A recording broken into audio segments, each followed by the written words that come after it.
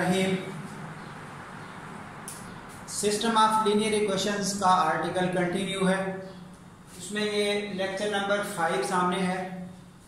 यहाँ से पहले जो आर्टिकल्स पढ़े गए थे वो सब के सब इस सिस्टम ऑफ इक्वेशंस के सॉल्यूशन की रिक्वायरमेंट थी फॉर स्पेशल पर्पसेस। तो जब हम सिस्टम ऑफ लीनियर इक्वेशंस के सॉल्यूशन पर पहुंचे हैं, आज का लेक्चर उन डिफरेंट मेथड्स पर है जो बच्चे को पता तो है, यानी कि जब उसको ये कह दिया जाता है इस सिस्टम ऑफ इक्वेशंस को इस तरह से सॉल्व करें, तो वो सॉल्व भी करता है, आंसर भी निकालता है। अगर उस मेथड का नाम पूछा जाए तो वो बच्चे को नहीं पता होता। अब नाम से हटके अगर कभी कभी वर्किंग का भी प्रॉब्लम हो तो वो भी कुछ बच्चे उसको उस तरह से इजी फील नहीं करते। तो इस सेंस को देखते हुए नो डाउट इस बीएस के चैप्टर में जब हम काम कर रहे हैं तो हमें शायद इन मेथड्स की जरूरत नहीं है, लेकिन सिस्टम ऑफ इक्वेशंस के हवाले से जो कुछ हमारा पहले से गुजर चुका अब तक का नॉलेज, वो एक किस्म की रिवीजन हो रही है और इन मेथड्स की तरतीब लगाई जा रही है ताकि बच्चे के माइंड में हो ये सारे तरीके एक ही काम करते हैं। फिर जब ये सारा चैप्टर क्लोज हो जाएगा तो इन मेथड्स का डिफरेंस भी आपको मिलेगा कि इसकी आखिर जरूरत क्या है फिलहाल मेथड की। जब एक से काम हो रहा है तो दूसरे मेथड की क्या जरूरत है। So let's see about these methods, यानी कि ये बेसिक मेथड्स जो पहले से बच्चा जानता है। बस अभी छोटी एग्जांपल्स के साथ काम कर रहा हूं। 3x3, 4x4, 5x5 किसी भी लेवल तक ये काम चलेगा, लेकिन मुझे इस वक्त सिर्फ इनका माइनर डिफरेंस समझाना है मेथडोलॉजीज का। इसलिए 2x2 का सिस्टम लिया, यानी कि 2 इक्वेशंस और 2 वेरिएबल, जैसे ये सिस्टम ऑफ इक्वेशंस है। तो ये 7 मेथड्स जो अब तक आपके यहां तक के सिलेबस तक बच्चा जानता है, ये उनके नाम है। Elimination method, substitution method, graphical method, Cramer's rule, matrix method, Gaussian elimination method और गॉस जॉर्डन एलिमिनेशन मेथड। जो ये वाले 2 मेथड हैं लास्ट पे, ये हमारे करंट स्टेटस पर डिस्कशन में आएंगे। हमारे करंट आर्टिकल में इन दोनों मेथड्स का यूज है। ये सारे मेथड बच्चे पहले से डील कर चुके हैं, लेकिन इनका डिफरेंस बताने के लिए लेक्चर आज यही है। इनको शुरू करने से पहले इन 5 मेथड्स की डिटेल देख लें। मसलन ये सिस्टम ऑफ इक्वेशंस 2x2 का सॉल्यूशन का मतलब होता है उस सिस्टम में मौजूद वेरिएबल्स की कीमतें बता दें। अब यहाँ वेरिएबल x और y हैं, इनके आंसर्स बता देने का नाम है इस सिस्टम ऑफ इक्वेशंस का solution. Variable x1, x2, x3 type भी हो सकते हैं, x, y, z टाइप भी हो सकते हैं। Whatever the variables are, we have to find the values of those variables which satisfy the given system of equations. So let's see, ये इस वक्त मेथड नंबर 1 की बात हो रही है। मेथड नंबर 1,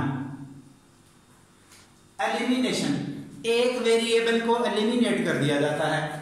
नॉर्मली दोनों इक्वेशंस को ऐड करें। जब इन दोनों को ऐड करेंगे तो आपको एडिंग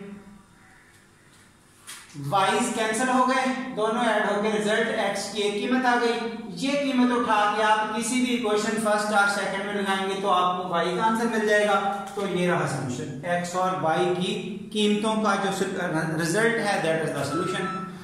हाँ जी, उसके बाद ये अगला मेथड आ रहा है सब्स्टिट्यूशन, यानी कि ये हुआ method number 2।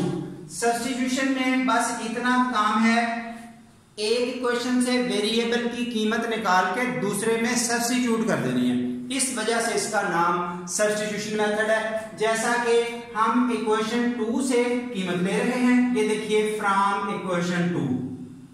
System of equation दोबारा नहीं लिखा गया। फ्रॉम इक्वेशन 2 या x की कीमत निकाल लें या y की, किसी एक इक्वेशन से वो कीमत निकाल के दूसरी में पुट कर दें तो वेरिएबल सिंगल हो जाएगा। उससे आपको एक वेरिएबल की कीमत मिल जाएगी।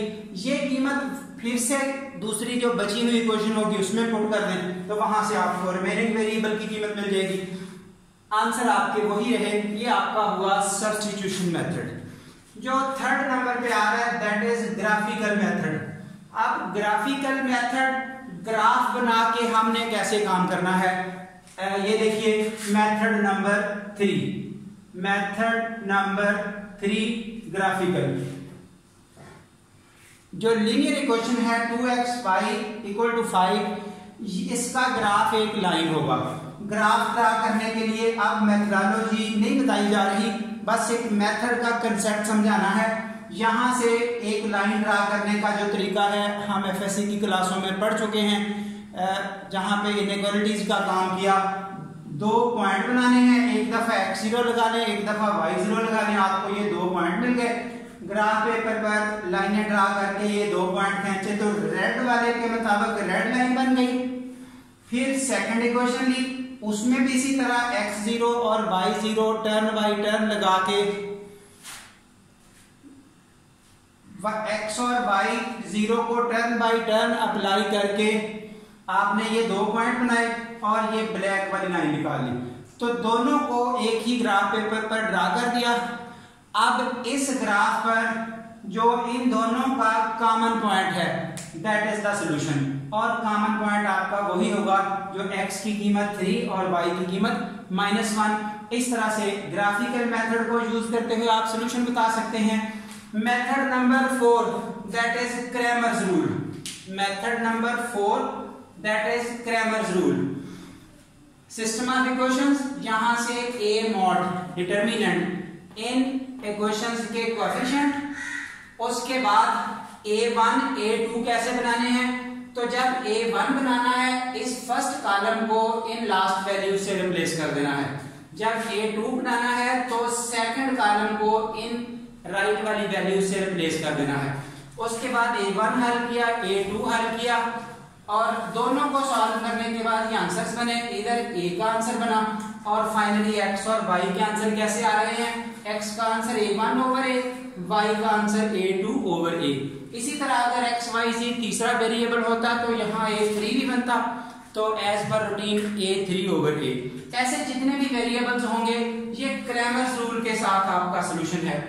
उसके बाद नंबर 5th मेथड है मैट्रिक्स मेथड। इस गिवन सिस्टम को मैट्रिक्स फॉर्म में अरेंज किया जाता है।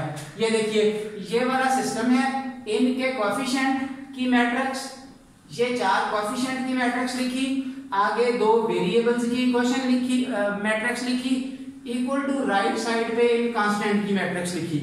इस वाली का नाम A, इस वाली का नाम B, इस वाली का नाम कैपिटल X, क्योंकि मैट्रिसेस के नाम कैपिटल सिंबल से लिए जाते हैं। तो यहां से बन जाएगा इस जगह से ax = b, ax = b, यहां से x बनेगा a इनवर्स b।